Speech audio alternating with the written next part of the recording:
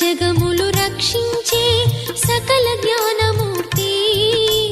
ఎవరింట తాను కొలువుండునో కలుగును వారికి కీర్తి. సకల సంపదల మూలము సుమనోహరి లక్ష్మి. శ్రీ చక్రవాసిని మాత శ్రీ విష్ణు ధర్మ పత్ని. తనని నమ్మిన భక్తులకు దరిద్రమును బాపు. కొలిచెడి వనితల కొంగులలో బంగారము నింపు. అష్టలక్ష్ముల రూపున అవతారం దాల్చినది. కష్టములను తొలగించగా భూమిలో వెలసినది. లక్ష్మీదేవి కథ శ్రీ లక్ష్మీదేవి కథ. లక్ష్మీదేవి కథ శ్రీ లక్ష్మీదేవి